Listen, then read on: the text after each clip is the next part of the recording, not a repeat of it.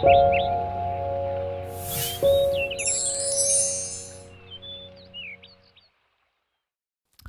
오늘 시편 32편의 말씀인데요. 1절에서 5절까지 읽었고요.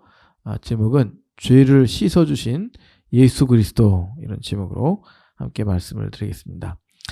네, 시편 32편에 보면 다윗이 복을 말하고 있습니다. 1절 말씀 또 2절 말씀 두 절을 같이 보면요. 주열 뒷부분에 복이 있도다, 또 2절에도 복이 있도다, 이렇게 되어 있죠. 신약에 오면 예수님께서 팔복을 말씀하시는데, 심령이 가난 자는 복이 있나니, 온유한 자는 복이 있나니, 그런 그 팔복의 문학적 형식이 있죠. 사실 그 예수님께서 사용하신 그 팔복의 문학적 형식은 아마 시편에 있는 이런 말씀들, 복이 있도다, 복이 있으라, 이런 표현들을 예수님께서 사용하신 것 같습니다. 그런데 오늘 시편에서 32편에서 다윗이 찬양하고 있는 복은 아주 특별한 복입니다. 세상 사람들은 이것을 복이라고 생각하지 않습니다. 이걸 답답한 거라고 생각하지, 또 별 복이 다 있네, 이게 무슨 복이야, 이렇게 생각하지, 이게 정말 하나님께서 우리에게 내려주시는 가장 귀한 복이다라고 생각하지 않습니다. 어떤 복일까요? 32장 1절 2절 이렇게 요약해 보면, 죄를 용서받은 복, 죄 사함을 받은 복, 이것을 말하고 있죠. 어떻게 보면 구약 성경 그 창세기부터 모세오경이죠, 또 신약 성경 요한계시록까지, 이것을 여러 가지로 우리가 줄여서 성경의 주제를 말할 수 있습니다. 일반적으로는 이렇게 얘기하죠. 신구약 전체 흐르고 있는 주제는 사람으로 인물로 말하면 누구시죠? 예수님, 예수 그리스도. 그래서 구약은 오실 메시아에 대한 예언의 말씀이라면, 신약은 예수님이 그 메시아로 오신 것을 증거하는 것. 그래서 그런 의미에서 구약 성경과 신약 성경에 흐르고 있는 중심 인물, 사건, 그것은 그리스도다, 이렇게 말할 수 있습니다. 근데 그것은 이제 하나님 입장에서, 또 예수님 입장에서, 또 하나님과 예수님이 역사의 주인이시니까 그렇게 표현할 수가 있어요. 근데 반대로 하나님 입장이 아니라 우리 인간의 입장에서 보면, 하나님께서 예수님 우리에게 주신 이유가 있습니다. 정말 복 중에 가장 큰 복은 예수님이죠. 예수를 영접하는 자는 영생을 얻습니다. 예수님을 영접하면 하나님의 자녀가 됩니다. 그 예수님을 영접하면 하늘과 땅의 모든 하나님의 언약의 축복을, 하늘의 신령의 복, 땅의 기름진 복을 다 부여받는 거예요. 그래서 예수님은 그렇게 중요한 거예요. 그런데 하늘의 신령한 복, 땅의 기름진 복, 그 예수님 안에 있으면 다 받는데, 그 복을 받기 전에 우리가 해결해야 될 것이 있어요. 그것이 뭐냐면 우리의 죄악이에요. 그래서 구약과 신약의 중심 인물이 예수님이라면, 예수님 우리에게 오셨는데 우리에게 복을 주시기 위해서 오셨잖아요. 그 복 중에 가장 기본적이고 가장 큰 복이 뭐냐면, 우리를 영원한 사망에서 건져서 영원한 천국으로 인도하신 복이잖아요. 그 복을 또 다르게 말하면 어떤 복이냐면, 오늘 시편에서 다윗이 노래하고 있는 죄의 사함을 받는 복이에요. 한번 1절 읽어볼까요? 1절 시작. 허물의 사함을 받고 자기의 죄가 가려진 자는 복이 있도다. 다윗은 우리 인간의 현실을 잘 알고 있어요. 다윗은 인간이 얼마나 연약한 존재라는 걸 알고 있어요. 다윗은 정말 연약한 사람이었죠. 지난주에 좀 말씀드렸는데요.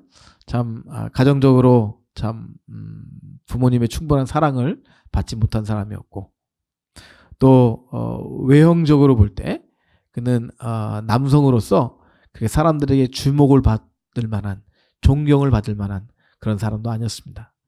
그는 왜소했고, 얼굴이 붉고 여성처럼 아름다웠고, 그리고 그게 잘하는 것이 있다면 노래를 잘했습니다. 시를 잘 지었어요. 그런데 놀랍게도 하나님께서 그에게 함께 하셔서, 놀랍게 전혀 그럴 사람으로 보이지 않는데 하나님의 놀라운 복이 임하는데 어떤 복이 임하냐면 그가 전쟁에서 이기는 복을 받아요. 참 놀랍죠? 그러니까 사람들이 객관적으로 바라볼 때는 다윗은 전쟁에서 이길 수 있는 사람이 아니에요. 그런데 하나님이 그의 방패가 되주시고 하나님의 그의 오른팔이 되셔서 이제 사무엘 상하에 보면 다윗이 어디에 가든지 하나님께서 이기게 하셨더라. 그런 표현이 여러 번 나와요. 그래서 다윗은 일평생 전쟁하면서 전쟁에서 지는 법이 없는 거예요. 사울과 싸워서 이기고 골리앗과 싸워서 이기고 그다음에 이방의 그 군대들과 싸워서 이기고 항상 전쟁에 이기는 사실 굉장히 외형적으로 연약한 사람인데 하나님이 함께 하심으로 모든 전쟁에서 이긴 다윗. 우리 이하준 군이 그런 모든 전쟁에서 이기는 그런 하나님의 아들 되기를 주의로 축복합니다. 벌떡 일어났어요. 이하준 군 하니까 괜찮아요. 편안하게 설교 들어요. 그런데요. 그렇게 하나님이 함께 하시지만 다윗은 전쟁에는 자신이 있는 거예요. 하나님 함께 하시는. 그런데 다윗이 정말 자신의 연약함을 알아요. 이게 뭐죠? 죄에 대해서 연약한 거예요. 참 성경에 그 다윗이 그렇게 아름다운데 성경에 있는 인물 가운데 가장 큰 죄를 하나님께 범한 사람이 다윗이에요. 어떻게 보면 성경은 그 한 사건 외에는 다윗이 하나님 앞에 온전하였더라. 그런 표현을 써요. 그것이 이제 우리아의 아내 밧세바의 사건이잖아요.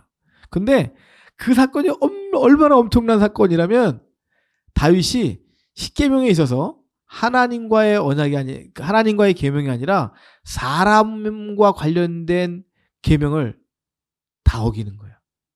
물론 뭐 부모의 이제 뭐죠? 살인하지 말라. 살인했죠? 살인 교사했잖아요.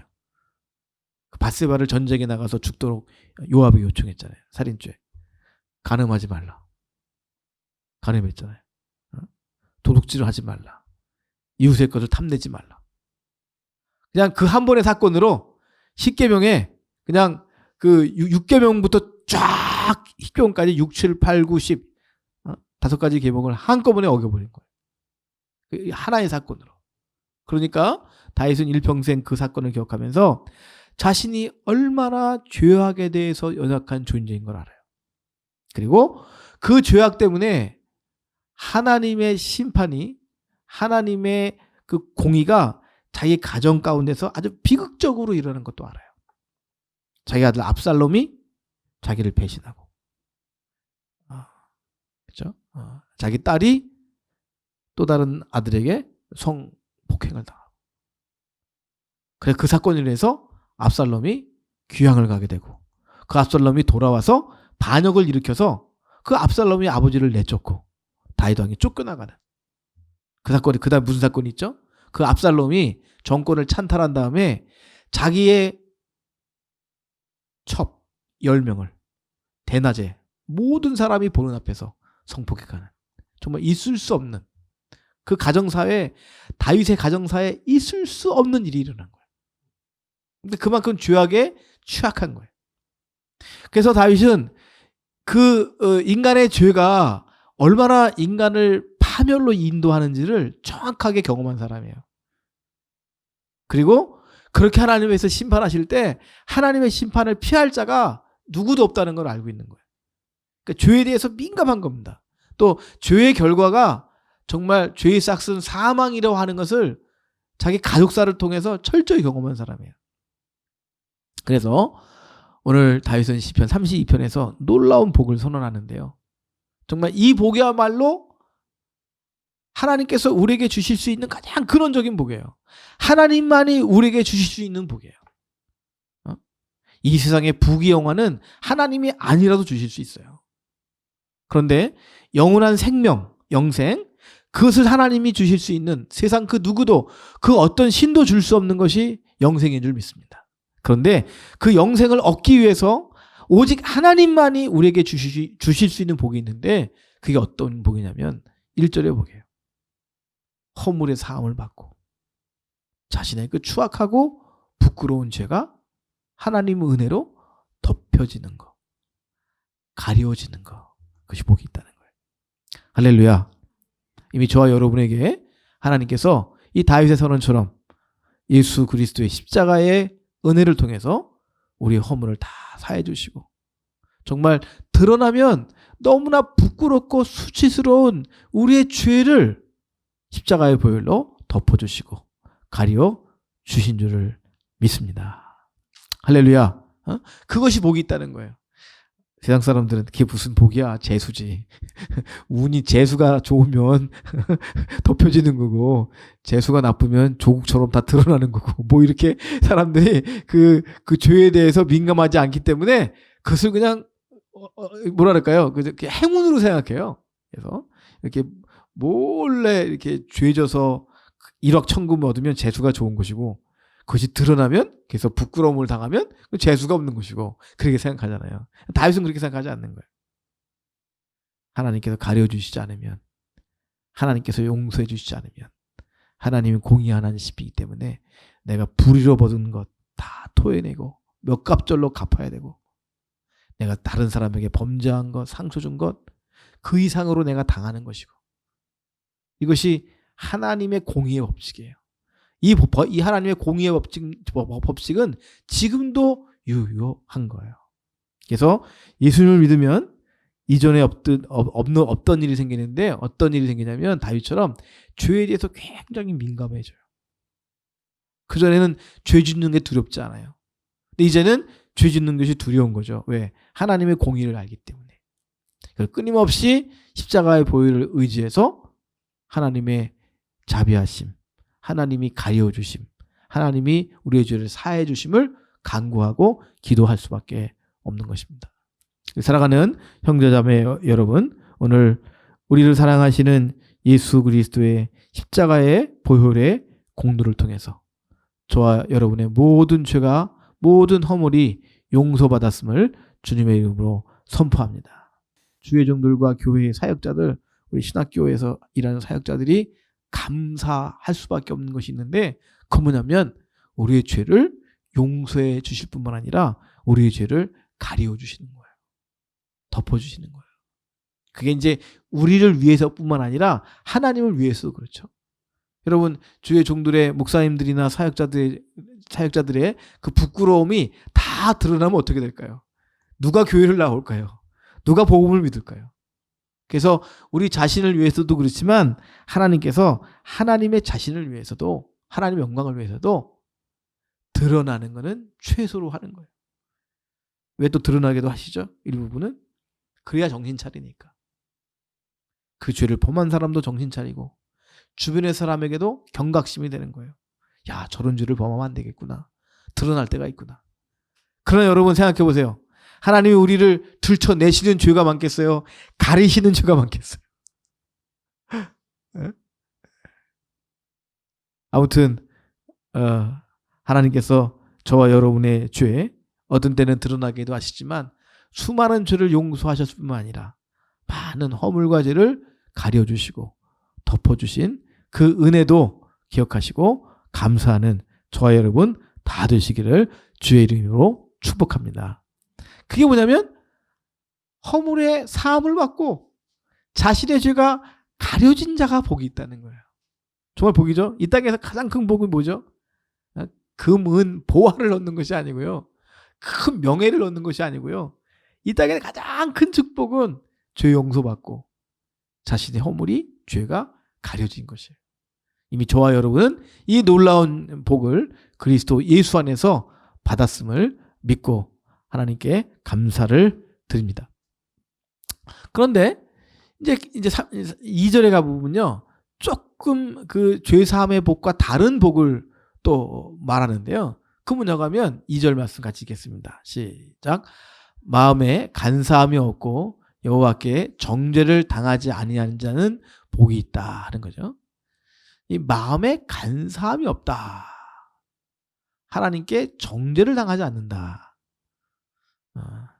지금 이제 특별히 이 마음에 간사함이 없다, 이 말은 어떤 표현이냐면 뒤에 나온 것과 연결되는데요. 자기의 죄를 숨기지 않는다는 거예요. 간사한 사람들은 살랑살랑대 하나님께 기도할 때 자기가 이제 뭐 하나님께 토해내야 될 죄가 있어요. 하나님께 고백해서 해결할 문제들이 있어요. 근데 예를 들면 누구랑 싸우고 누구를 괴롭히고 누구를 억울하게 하고 어떤 이득을 얻었단 말이죠. 그럼 하나님 앞에 나와서 그 죄를 고백해야 되잖아요. 근데 그게 아니고 하나님께 헌금을 가져와서 헌금을 주면서 아이고 하나님 감사합니다. 나를 지켜주시고 하나님 혼을 빼는 거 있죠. 막 그냥 찬양하고 기도하고 막 그러면서 자기의 죄를 싹 감춰버리고 얼마큼 내가 하나님을 사랑하는지 하나님을 찬양하는지 하나님을 정신없게 만들어서 하나님 뻥치게 만드는 거예요. 아마 제 생각에 제가 잘못 판단할지도 모르지만 사람도 그렇게 누가 와서 홀리면 그냥 쑥 넘어가잖아요. 근데 하나님도 아마 그러실 수도 있을 것 같아요. 자기 자녀가 무슨 문제가 있어서 자기 앞에 나왔는데 고백하겠지. 용서를 구하겠지. 은혜를 구하겠지. 그리고 이렇게 쳐다보고 있는데 헌금하고 찬양하고 할렐루야하고 전도하고 이게 뭐지? 일시적으로 하나님도 좀 혼란하지 않으실까? 제 생각이에요. 그렇지 않을 수도 있어요. 하나님은 공의로우시고 정확하시니까. 아니 그러실 수도 있을 것 같아요. 좀 기다려 보시는 거죠. 우리는 속을지 모르지만 하나님은 속는 것이 아니라 제가 끝까지 보자. 어떻게 하는지 좀 두고 보자. 그런 마음으로 속는 게 아니라 제가 이렇게 하나님이 기다리실 수도 있을 것 같아요. 근데 오늘 2절 말씀은 그런 것이 아니에요. 그런 간사함이 없는 거예요. 그런 속임이 없는 거예요. 부끄러움이 있으면 하나님 앞에 나와서 자기의 부끄러움을 토해내는 거예요. 고백하는 거죠. 그러면 은혜로우신 하나님은 상한 심령으로 나와서 진심으로 하나님의 은혜를 구하는 자에게 자기의 죄를 진심으로 고백하고 사조의 은총을 구하는 자에게 놀라운 말씀이죠. 여호와께 정죄를 당하지 아니하는 자 복이 있다는 겁니다. 할렐루야. 우리 3절 넘어가 볼까요? 그런데 그 반대의 상황이 있습니다. 3절. 그 뭐냐면 그 자기 마음을 속이는 거예요. 하나님도 속이고 자기 스스로도 속이는 거예요. 자기 마음에 불편한 것이 있어요. 그 불편한 건 뭐냐면 이웃에게 죄를 행했든지 혹은 하나님께 죄를 행했든지 그 죄를 다른 말로 표현하면 하나님을 사랑하지 않고 있어요. 이웃을 사랑하지 않고 있어요. 미워하고 있어요. 하나님에 대해 굉장히 소홀히 하고 있어요. 그 마음이 불편하잖아요. 하나님의 사람들은요. 그런데 간사한 사람들은 그걸 말하지 않아요. 그런데 다윗과 같은 경우는 어떤 경험하냐면 정말 하나님의 사람이죠. 그래서 그걸 숨기려고 했는데 내 죄악을 숨기고 내 입을 열어서 그 죄악을 고백하지 아니하고 있는데 그 고통이 더 심한 거예요. 무슨 말씀 아니죠? 그 하나님 앞에 자기의 부끄러움을 고백하지 않고 숨기고 있는 고통이 너무 심한 거예요. 그래서 종일 신음하는 거예요. 이제 그냥 사람이 그렇잖아요. 이제 죄의식과 죄에 대한 이렇게 guilty feeling, 죄의식과 그 죄가 주는 고통이 누구에게나 있잖아요. 그런데 보통 사람들은요, 조금 고통스럽다가 시간이 지나면 잊어버리잖아요. 잊어버리는 거예요. 자기가 하나님 앞에 범죄한 것도 하나님이 분노하시고 하나님이 지금 막 그냥 부들부들 떨고 계신데도 시간이 지나면 자기는 잃어버려요. 하나님이 기억하고 계신데. 근데 다윗은 어떤 경우냐면 그게 너무 고통스러운 거예요. 그 자기가 삶에서 범했던 하나님과 사람과의 관계에서 자기가 행했던 허물과 죄에 대해서 하나님 앞에 입을 열지 않는 것이 너무너무 고통스러운 거예요. 그래서 얼마나 그 고통이 심하냐면 뭐라고 표현하냐면 내 뼈가 퇴하다. 내 뼈가 막 말라 비틀어지는 거예요. 야, 이거 뭐라고 말해야 되냐, 이걸 뭐라고 말해야 되죠, 이거를? 아마 다윗처럼 이런 고백을 한 사람은 없을 거예요. 응? 정말 하나님이 사랑하셨기 때문에 하나님이 선택한 사람은요, 자기 죄가 해결되지 않았을 때 자기의 뼈가 마르는 것 같은 그런 고통을 느껴요. 그럼 우리가 가장 고통스러울 때가 언제죠? 누구에게 배신당했을 때, 그 분노가 일어날 때, 막 쳐 죽이고 싶을 때, 에? 그때 막 뼈가 마르는 듯한 그런 느끼지 않습니까? 저는 뭐 그런 일이 있었나 없었나 잘 모르겠네요. 저도 하도 망각이 심해서 있었을 거예요, 저도. 그런데 그거보다 정말 내가 나에게 깊은 상처를 주고 나를 배신한 있을 수 없는 일. 저도 좀 있었네요. 없는 건 아니네요. 난생 처음 저 검찰에 끌려가서 조사받던 그 기억을 생각하면 그거 부족해갖고 3번이나, 한 번도 아니고 말이죠. 지난 8월 22일 날 끝났습니다만은 그것이 8개월 동안 그냥 밤마다 마르잖아요. 이 검찰에 끌려가서 내가 혹시라도 말도 안 되지만 검찰에 탁 잡아갖고 기소해버려갖고 벌금형이라도 때려보면 나는 교수직을 박탈당하고 그 가능성이 1%만 돼도요 몇 날 밤을 잠을 못 자는 거예요. 막 뼈가 마르는 거예요. 그것 때문에. 고소한 사람 얼마나 기분 좋았을까요? 8개월 동안. 저놈 당해봐라. 그런 마음. 당해봐라 하는 그 당함이 정말 당하는 거예요. 그러니까 정말 뼈가 마르는 고통이 있는 거죠. 근데 다윗은 그거보다, 지금 이해가 되시죠? 뼈가 마른다는 그 고통. 그거보다 내가 하나님 앞에 내 죄를 토하지 않고 고백함으로 하나님과 내 사이에 그 문제가 해결되지 않는 그것으로 인한 고통이 내 뼈를 더 마르게 하는 거예요. 참 특별한 사람이죠. 하나님이 선택한 사람. 특별히 우리 주의 종들에게는 이런 고통이 따라오는 것이 당연할 줄을 믿습니다. 그리고 이런 고통이 없는 주의 종이라면, 하나님의 사람이라면 그 사꾼일 가능성이 커요. 철면피일 가능성이 크고요. 그렇지 않겠어요? 그렇지 않겠어요? 그래서 이제 4절에는 그래서 그 3절의 말씀을 더 깊이 풀어요. 4절을 읽겠습니다. 시작. 주의 손이 주야로 나를 누르시오니 내 진액이 빠져서 여름 가물에 마른같이 되었나이다. 이게 뭐냐면 그냥 나는 그것을 이제 토하지 않고 고백하지 않고 그냥 내 뼈가 이제 마른다 고통을 갖고 있는데, 하나님이 뭐 하시냐면 하나님 밤낮으로 나를 누르시는 거예요. 밤낮으로. 너 빨리 고백해. 너 이거 빨리 해결해. 너 빨리 용서를 구해.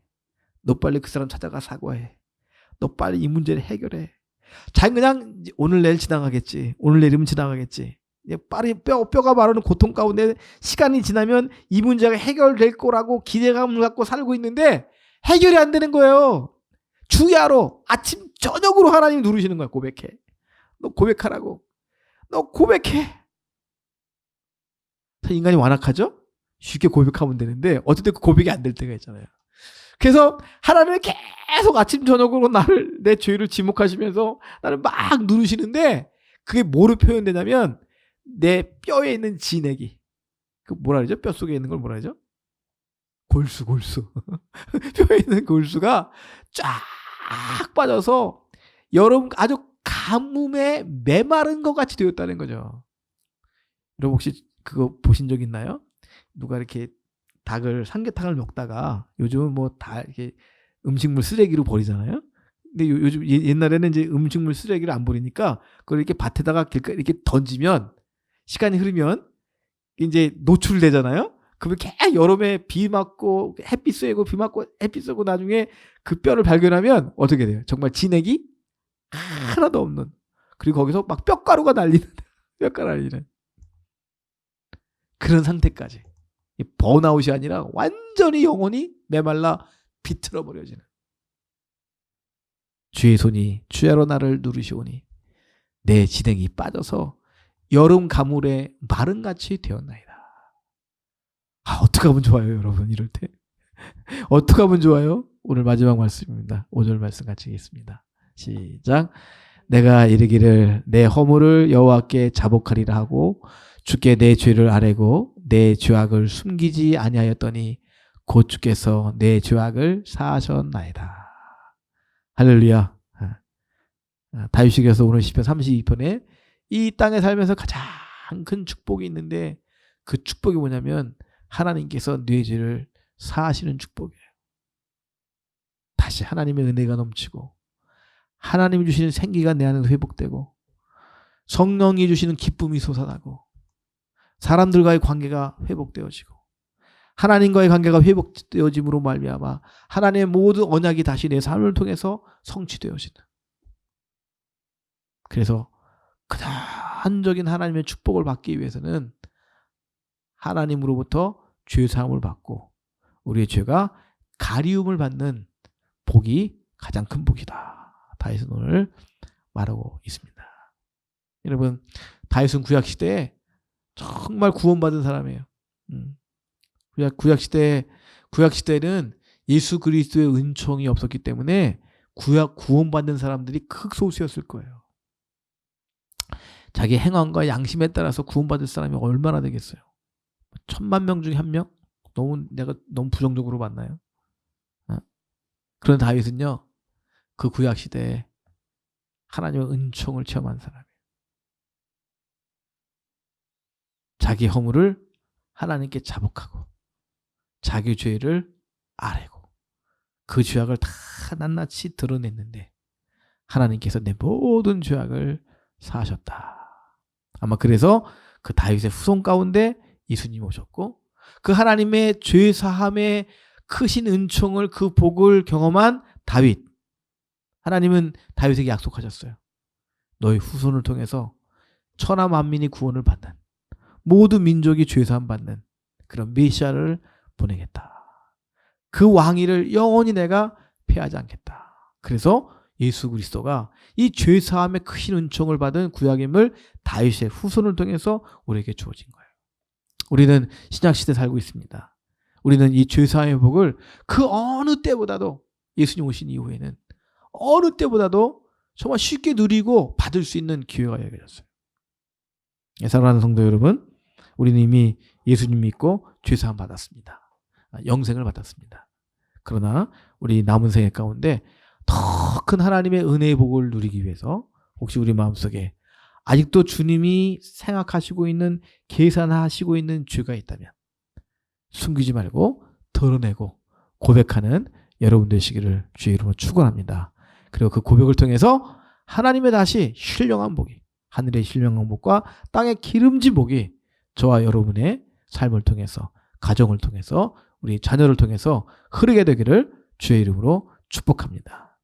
더 나아가서 이 신령한 복이요, 이 다윗이 선포한 이 신령한 죄 사함의 복, 그리스도 예수 안에 언약한 다윗의 후손으로 오신 그리스도 예수 안에 허락한 이 신령한 죄 사함의 복이 아직 이 복을 모르는 우리 가족과 이웃들에게 넘쳐나기를 위해서 기도하고 전도하고 중보하는 저와 여러분 다 되시기를 주의 이름으로 축원합니다. 이와 관련된 말씀이 로마서 4장에 있는 말씀인데요. 그 말씀 읽고 오늘 말씀을 정리하도록 하겠습니다. 같이 읽겠습니다. 쭉 이어서 9절까지입니다. 시작. 이를 아니할지라도 경건하지 아니한 자를 의롭다 하시는 이를 믿는 자에게는 그의 믿음을 의로 여기시나니 이란 것이 없이 하나님께 의로 여기심을 받는 사람의 복에 대하여 다윗이 말한 바, 불법이 사함을 받고 죄가 가려짐을 받는 사람들은 복이 있고 주께서 그 죄를 인정하지 아니실 사람은 복이 있도다 함과 같으니라. 그런즉 이 복이 할례자에게냐 혹은 무할례자에게도냐, 우리가 말하기를 아브라함에게는 그 믿음이 의로 여겨졌다 하더라. 이 죄사함의 믿음, 그리스도 예수 안에 약속된 죄사함의 은총을 믿는 저와 여러분, 또 아직도 예수님을 모르는 많은 사람들이 예수 믿고 이 은총을 누리게 되기를 주의 이름으로 축원합니다.